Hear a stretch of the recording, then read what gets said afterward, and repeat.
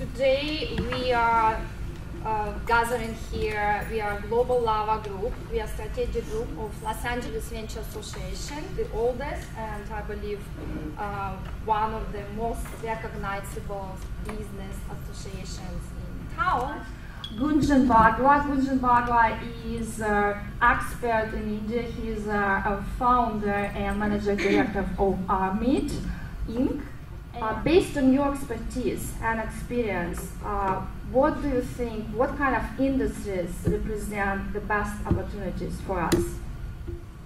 So in India right now, there are no Starbucks. So that's an opportunity for us? The first one will open in October, but I think Starbucks is going to find that there are already Indian companies selling overpriced coffee and doing very well. There are several of them, including the biggest called Cafe Coffee Day. And I think that's one unique characteristic about India, that you will find many domestic companies that are doing very well today, 20 years after liberalization began. India liberalized in 1991, 13 years after China. But today there's a vibrant ecosystem. So the short answer to your question is really there's opportunity everywhere. Regardless of what it is that you want to sell, chances are that Indian businesses, Indian governments, or Indian consumers want to buy it. There's a few places where American companies are restricted to some degree, such as insurance and banking, where there are limitations about the percentage of foreign ownership. But other than that, I had a company, a Jamaican company wanting to sell hot sauce to Indians.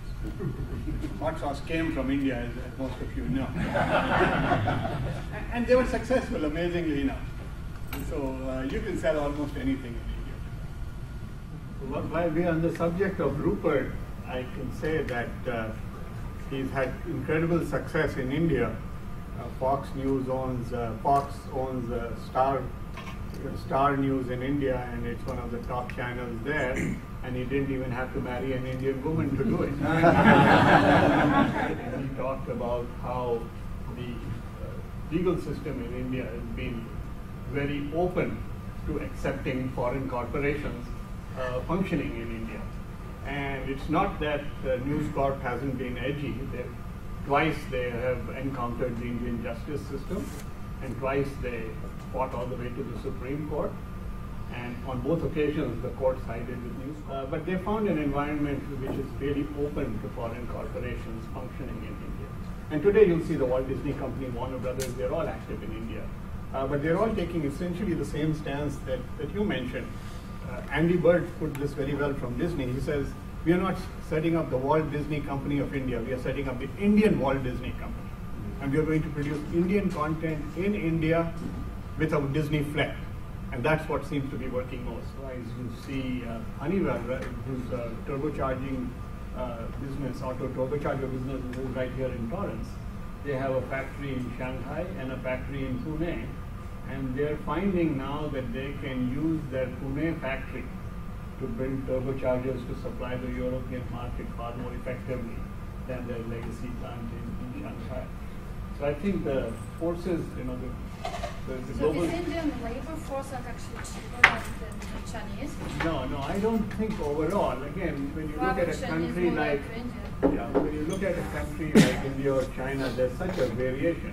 So coastal China is getting expensive, but inland China is still very affordable.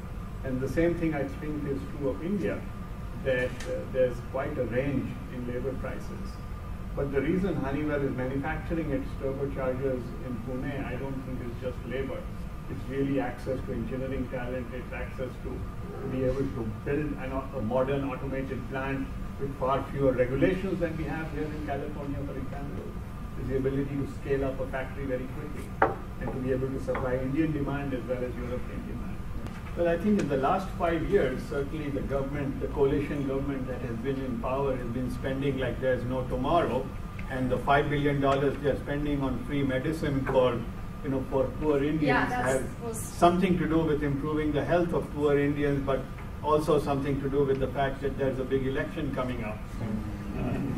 They raised the salaries of all government employees by 30%, just like that. So, well, first of all, I want to say I do think we live in the greatest country in the world. and probably in the greatest part of the greatest country in the world. And I say that for three reasons. You mean India? No, I'm talking about here in the United States. 23 of the top 25 universities in the world are in this country. And in those universities, you will find plenty of Russian, Chinese, and Indian professors. You know, the dean of the Harvard Business School happens to be a guy younger than me who graduated from the IIT in Bombay. Okay, and you look across all of the universities, all of the top universities, you will see leaders from that part of the world. Speaking English helps. Now, you have to speak Indian English. There's a whole separate discussion around that. In fact, for those of you... That sounds like challenging. Absolutely. If you're curious, you should go to my company's website, amrit.com, and look at the Indian English dictionary. You'll be amazed at words that don't exist in Southern California but are used regularly. Words like prepone, which is the opposite of postpone. What's the website? amrit.com, amrit.com, and on the bottom left you'll see the Indian English dictionary.